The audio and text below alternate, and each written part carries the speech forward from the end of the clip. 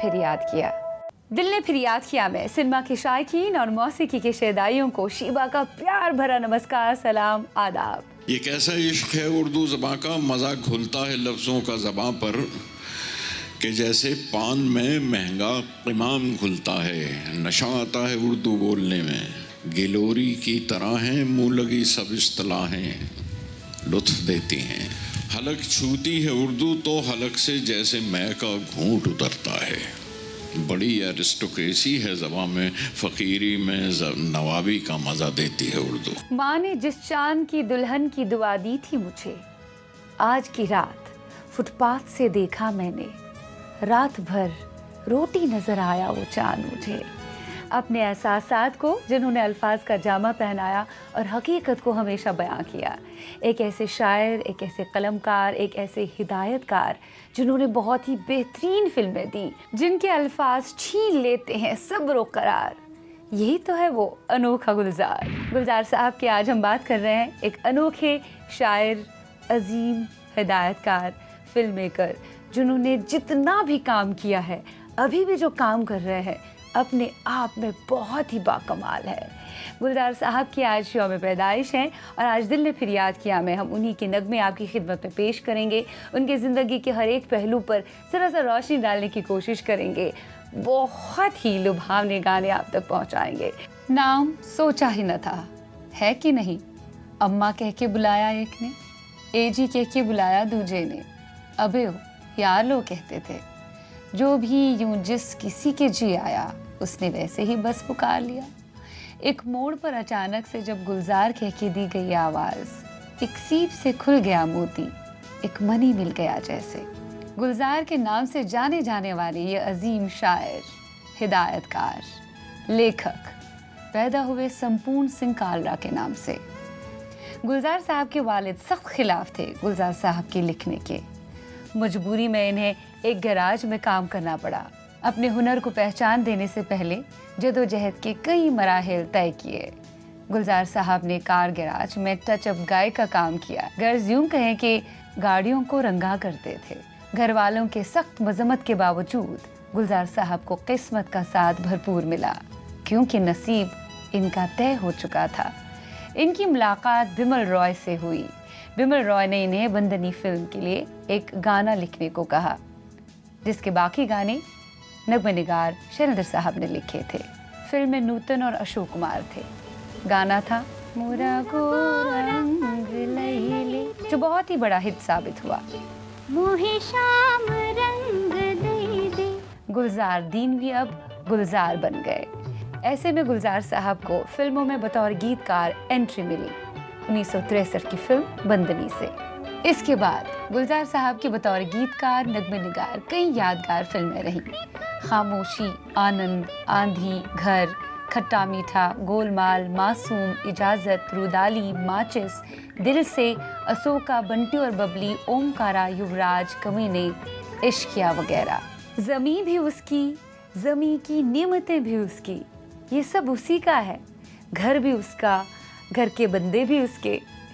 गुलजार साहब की शायरी में जो एहसासात है, ज़िंदगी की जो हकीकत है, वो अपने आप में बहुत ही कमाल है। उससे नाराज नहीं। गुलजार साहब ने जो अल्फाज और कलम की ताकत खुद समझी, उन्होंने अपने फिल्मों के ज़रिए, शायरी के ज़रिए, गीतों के ज़रिए, नगमों के ज़रिए, गज़लों के ज़रिए दूसरों को भी समझाने की भरपूर कोशिश की और हर मुमकिन कोशिश की। इसीलिए वो सबके चहीते शायर है। इसी वजह से उनकी जो शायरी है, उनके जो नगमे हैं, उनके गीत है, वो आम बोली लगते हैं, किसी के भी समझने से परे नहीं है, कोई भी समझने से कासिर नहीं है। ऐसा लगता है कि हमारे ही दिल के जज्बात बयां किए गए हों। हमारे ही मुंह से निकला हुआ ये लफ्ज़ है जिसे इस्तेमाल किया है गुलजार साहब ने अपनी शायरी में, अपने गीत में, अपनी गज़लों में, अपने नगमों में। सीने में धड़कता जो हिस्सा है, उसी का तो ये सारा किस्सा है। वाह, गुलजार साहब के कोर्स, गुलजार साहब की शायरी, ऐसा लगता है भाई हमारे अंदर ये अभी दबा हुआ था, ये एहसास दबे हुए थे जो गुलजार साहब ने अपने अल्फाज के रूप में, शब्दों के रूप में पेश किए हैं, अपने गीतों के रूप में, नज़मों के रूप में पेश किए। गुलजार साहब ने अपने अंदर के उस बचपन को कभी मरने नहीं दिया। वो हमेशा कहते हैं कि जो आपके अंदर वो मासूम सा बच्चा मौजूद है, उसे कभी भी मरने मत दो। उसकी वजह से आप जिंदगी को बेहतर तरीके से जीने की कोशिश में हमेशा लगे रहते हो। आप दिल से जब तक ना पाक हो, साफ हो, आपका दिल जो है वो बिल्कुल मोम की तरह होना चाहिए, और तभी होगा जब आप अपने अंदर के बच्चे को हमेशा जिंदा रखेंगे। और उन्होंने अपनी शायरी में भी हमेशा अपने बचपन को जिंदा रखा है, तभी तो वो हर एक बच्चे के फेवरेट शायर है। अब उनकी फिल्मों को देखिए, फिल्मों में लिखे बच्चों पर आधारित नगमों को देखिए।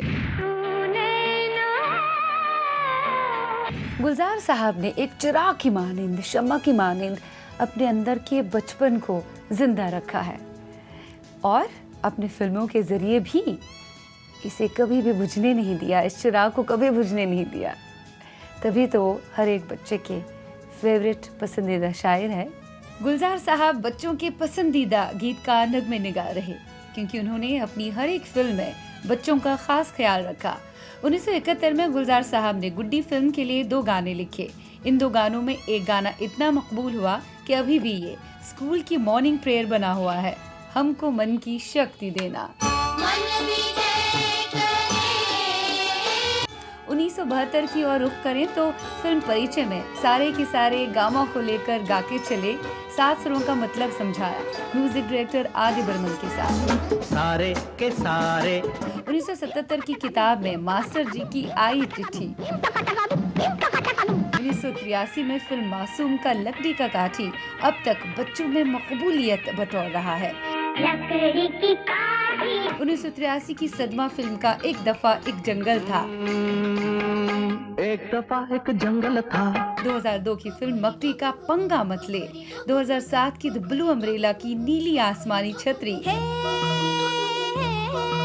फिर विशाल भारद्वाज के साथ और भी फिल्में की, खास तौर से जिंगल्स, जिन्हें गुलजार साहब ने लिखा और विशाल भारद्वाज ने मौसीकी तरतीब दी।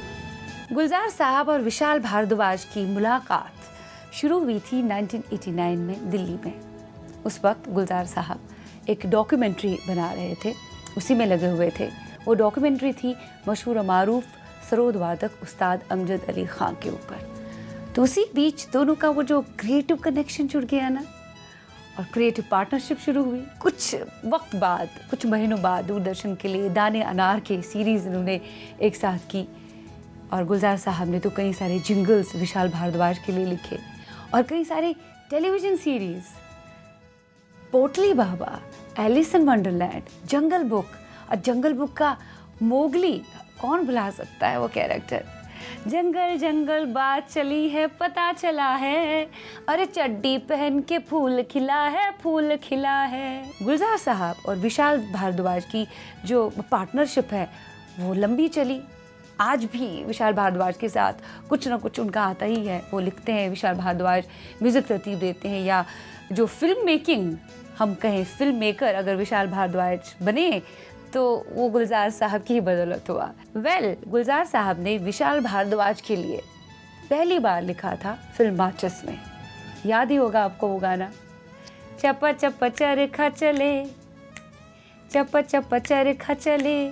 फिल्म के लिए मैं बात कर रही हूँ, इससे पहले तो कई सारे जिंगल्स उन्होंने लिखे और कई सारी सीरियल्स में दोनों ने एक साथ काम किया। चप्पा चप्पा चरखा चले। आपके बाद हर घड़ी मैंने आपके साथ गुजारा है, लगता है ना अपना सा।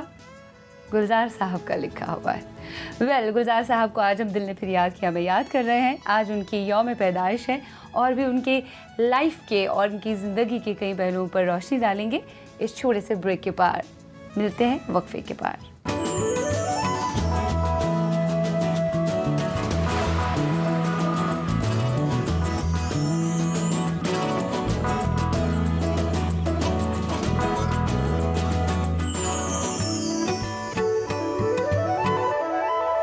दिल ने फिर याद किया। ब्रेक के पार हम हाजिर हुए हैं आप ही के चहेते प्रोग्राम दिल ने फिर याद किया में। आज हम यौम पैदाइश मना रहे हैं गुलजार साहब की। तेरे लिए ही 7 रंग के सपने चुने। खुली किताब के पन्ने पलटते रहते हैं, हवा चले ना चले दिन पलटते रहते हैं। वाह क्या बात है गुलजार साहब, आपकी शायरी कमाल की है, तभी तो हम आपके इस कदर दीवाने हैं। दिल ने फिर याद किया में आज यौम पैदाइश मना रहे हैं हम गुलजार साहब की, हमारी तरफ से उन्हें यौम पैदाइश की ढेरों ढेरों सारी शुभकामनाएं। किताबें झांकती हैं बंद अलमारी के शीशों से, बड़ी हसरत से तकती हैं। किताबें झांकती हैं बंद अलमारी के शीशों से, बड़ी हसरत से तकती हैं, महीनों अब मुलाकातें नहीं होती। जो शामें उनकी सोहबत में कटा करती थी अब अक्सर गुजर जाती हैं कंप्यूटर के पर्दों पर। गुलजार साहब की फिल्मों की खासियत रही है फ्लैशबैक टेक्निक, जिसका इस्तेमाल उन्होंने बहुत सारी फिल्मों में किया और ये टेक्निक जो है बहुत कारगर साबित हुई। जैसे हम फिल्मों का नाम लें जिसमें उन्होंने फ्लैशबैक टेक्निक का इस्तेमाल किया, हुतूतू, माचिस, राइट, इजाज़त, आंधी, ये सारी ऐसी फिल्में, इनफैक्ट मासूम, जिसमें उन्होंने फ्लैशबैक टेक्निक का इस्तेमाल किया। और अदाकार की अगर बात करें, संजीव कुमार साहब इनकी फिल्मों के लिए फिट बैठते थे और उनसे जो काम इन्होंने करवाया है, चाहे वो संजीदा हो या कॉमेडी हो। फिर कहीं गर्ज हम ये कहें कि संजीव कुमार का बेहतरीन अभिनय अगर दिखता है तो वो दिखता है गुलजार साहब की फिल्मों में। देखिए तो होगी आपने, अंगूर को कौन भुला सकता है यार, कमाल की फिल्म थी, कॉमेडी फिल्म।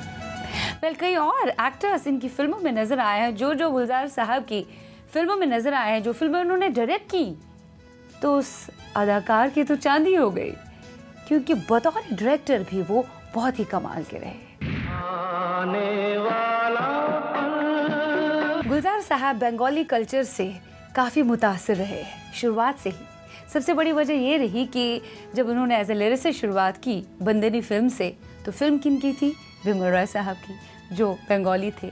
उसके बाद नाता जुड़ा, एसोसिएशन लगातार रहा ऋषिकेश मुखर्जी के साथ। ऋषिकेश मुखर्जी वो भी बंगाली, ऋषिकेश मुखर्जी और बिमल रॉय दोनों के साथ बहुत काम किया और दोनों की एसोसिएशन लंबी भी चली। इसी वजह से शुरुआत से बंगाली कल्चर के साथ उनका जो आमना सामना जो है, वो राब्ता है, वो मुसलसल चलता रहा। और हमेशा अपने दोस्तों में अभी भी जब जिक्र होता है बंगाली कल्चर का, तो वो कहते हैं मैं बंगाली लोगों को बहुत लाइक करता हूँ, बहुत पसंद करता हूँ। बंगाली कल्चर मेरा पसंदीदा कल्चर है, इसलिए भी क्योंकि मेरे घर में एक बंगालनी आई, राइट। वो बात कर रहे हैं अपनी वाइफ राखी गुलजार की, जिनके साथ उन्होंने शादी की, बाद में दोनों में मोहब्बत हुई। और हाँ, गुलजार साहब ने हमेशा बिमल रॉय और ऋषिकेश मुखर्जी को अपना गुरु माना है।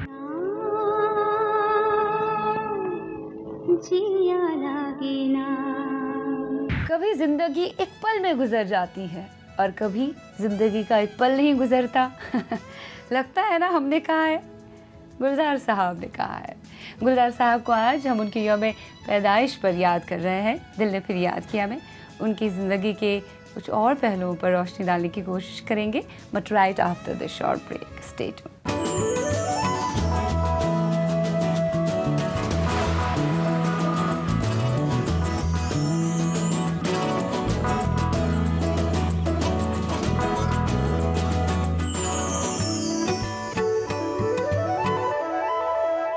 फिर याद किया।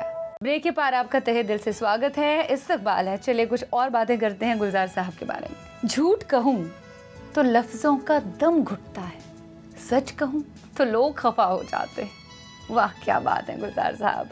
आज गुलजार साहब की यौम पैदाइश पर हम उन्हें याद कर रहे हैं। आइए कुछ और बातें करते हैं उनके बारे में। Padma Bhushan, Dada Saheb Phalke award, Grammy award, academy award, 21 film fair award, कई सारे नेशनल अवार्ड से नवाजा गया है गुलजार साहब को। बहुत ही वर्सटाइल शायर, नगमे निगार, हिदायतकार, फिल्म मेकर, मुसन्निफ, लेखक, क्या कुछ नहीं है गुलजार साहब। तभी तो वो सबके चहेते हैं। हर जनरेशन के लिए उन्होंने गीत नगमे लिखे और हर एक को जहन में रखकर उन्होंने फिल्में बनाई, हकीकत पर आधारित मबनी फिल्में बनाई। तभी उनकी फिल्में क्लासिक कल्ट फिल्मों की श्रेणी में खाते में आती हैं। वेल, हम आपको बताएं, उन्होंने जब डायलॉग्स लिखने शुरू किए, तब एक और नया आयाम आया। उनके डायलॉग्स इतने मजबूत, जैसे 1968 की फिल्म आशीर्वाद की बात करें जिसमें अशोक कुमार साहब भी थे, और गुलजार साहब ने फिल्म में डायलॉग्स भी लिखे थे, गीतों के साथ साथ, नगमों के साथ साथ। और डायलॉग्स इतने मजबूत थे, उन्होंने वो मजबूत किरदार अशोक कुमार को बनाया कि उन्हें नेशनल अवार्ड और फिल्म फेयर अवार्ड, दोनों अवार्ड से नवाजा गया। जोगी ठाकुर। अब आंधी और मासूम फिल्म के डायलॉग्स आप कैसे भुला सकते हो। हुजूर इस कदर भी न इतरा के चलिए। गुलजार साहब ने बतौर नगमा निगार, गीतकार, लिरिसिस्ट एस डी बर्मन के साथ, music director S D Burman के साथ शुरुआत की। बाद में अपने दौर के हर एक म्यूजिक डायरेक्टर के वो चहेते गीतकार बने। जैसे एस डी बर्मन के बाद सलील चौधरी, उसके बाद जो म्यूजिक डायरेक्टर अपने आप में, अपने ज़माने में, अपने दौर में उरूज पर था, उनके साथ इन्होंने काम किया बतौर गीतकार। चाहे वो मदन मोहन साहब हो, सलील दा हो, विशाल भारद्वाज हो, ए आर रहमान हो, अपने दौर के हर एक म्यूजिक डायरेक्टर के साथ उन्होंने वो राब्ता जमाया, वो जोड़ी बनाई कि यादगार तस्वीर की जाती है। आजकल के म्यूजिक डायरेक्टर्स के वो फेवरेट लिरिसिस्ट गीतकार है। गुलजार साहब के नगमों को फिल्मों में अब तक उतनी ज़्यादा अहमियत नहीं मिली थी, जब तक न 1969 के दशक में खामोशी फिल्म आई, जिसका गाना हमने देखी है इन आँखों की महकती खुशबू बहुत ही मकबूल हुआ। हमने देखी है उन आँखों की महकती। और गुलजार साहब हर संगीतकार की, हर मौसीकार की पहली पसंद बने। बतौर नगमे निगार गुलजार साहब की एसोसिएशन, इनका राब्ता R D Burman, S D Burman, Shankar Jaikishan, Hemant Kumar, Laxmikant Pyarelal, Madan Mohan, Rajesh Roshan, Anu Malik जैसे मौसीकार के साथ बहुत अच्छा रहा। सलील दा के साथ आनंद और मेरे अपने, मदन मोहन साहब के साथ मासूम, विशाल भारद्वाज के साथ ओमकारा, माचिस, कमीने, ए आर रहमान के साथ Dil Se, Guru, slumdog millionaire, Raavan, Shankar Ehsaan Loy के साथ बंटी और बबली, मनी रत्नम के साथ दिल से। ये सारी की सारी फिल्में सुपर डुपर हिट रही। आइटम सॉन्ग भी वो इस अंदाज से लिखते हैं कि आम बोली ही लगता है वो भी कोई वल्गैरिटी नहीं। क्या खूबसूरत अल्फाज का इस्तेमाल करते हैं गुलजार साहब। तभी तो कहती हूँ मैं, शायर ही बहुत कमाल के हैं गुलजार साहब। गुलजार साहब ऐसी शख्सियात में से हैं जो हरफन मौला है, जिन्हें हर एक चीज़ पर अबूर हासिल है, हर एक फ़न पर फौकियत हासिल है। वो दरअसल अपने आसपास चीज़ों को देखते हैं, ऑब्जर्व करते हैं। एक लेखक का काम ऑब्जर्वेशन होता है, एक शायर का काम ऑब्जर्वेशन होता है। उन्हें कायनात की हर एक शय, हर एक चीज़ खूबसूरत लगती है। एहसास उन्हें दिलाती है कायनात की हर एक शय, अपने आसपास, आस पड़ोस में जो चीज़ें हैं, कि ज़िंदगी बहुत खूबसूरत है। इसीलिए वो इतना खूबसूरत लिखते हैं, हकीकत बयां करते हैं, अपने अल्फाज की जादूगरी इस कदर बिखेर देते हैं अपने गीतों के रूप में, गज़लों के रूप में, कि मानो अपना सा मालूम पड़ता है सब कुछ। तभी तो वो सबके चहेते शायर है, गीतकार है, राइटर है। अब बतौर हिदायतकार जब उन्होंने अपनी पहली फिल्म दी, उस पर बात करेंगे। वो थी मेरे अपने। 1971 में ये फिल्म शायकीन के सामने आई थी, हमारे सामने आई थी, और लोगों ने खूब पसंद किया इस फिल्म को। दरअसल ये फिल्म तपन सिन्हा की नॉवल, बंगाली नॉवल पर आधारित थी। उसके बाद कई सारी इन्होंने फिल्में बनाई जो नॉवेल्स पर आधारित थी, वो सुपर डुपर हिट रही। अब अंगूर फिल्म वो क्या थी? शेक्सपियर की नॉवल कॉमेडी ऑफ एरर्स पर आधारित थी। इसके बाद विशाल भारद्वाज के साथ काफ़ी सारी फिल्में उन्होंने बनाई जो कि नॉवेल्स पर ही आधारित थी, लेकिन सुपर डुपर हिट साबित हुई। उन्हें वो टेक्निक पता था एक नॉवल को फिल्म का रूप कैसे देना चाहिए। वो अव्वल नंबर पर आते हैं, अव्वल दर्जे पर आते हैं कि एक नॉवल को आपको फिल्मों में कैसे लाना है, उसे एक फिल्मी शक्ल कैसे देनी है। परिचय फिल्म कौन भुला सकता है इस फिल्म। कोई होता जिसको अपना। दर्द की अपनी भी एक अदा है, वो भी सहने वालों पर फिदा है। ये शेर है नना ददन अपने गुलजार साहब का। अब बताइए कितनी से आम बात है, हर एक इस बात को महसूस कर सकता और लगेगा कि मेरे दिल की बात है ये, जैसे मेरे अल्फाज हो ये। तभी वो अवाम के शायर हैं, अवाम के लेखक हैं। वेल, गुलजार साहब की आज की पेशकश दिल ने फिर याद किया। मैं उम्मीद करती हूँ आपको बेहद पसंद आ गई होगी। आप लिखिएगा ज़रूर shiba.lateef@nw18.com पर। नए संडे, अगले संडे किसी शख्सियत को लेकर आपकी खिदमत में हाजिर हो जाएंगे। तब तक के लिए अपना ध्यान रखिएगा। खुदा हाफिज़।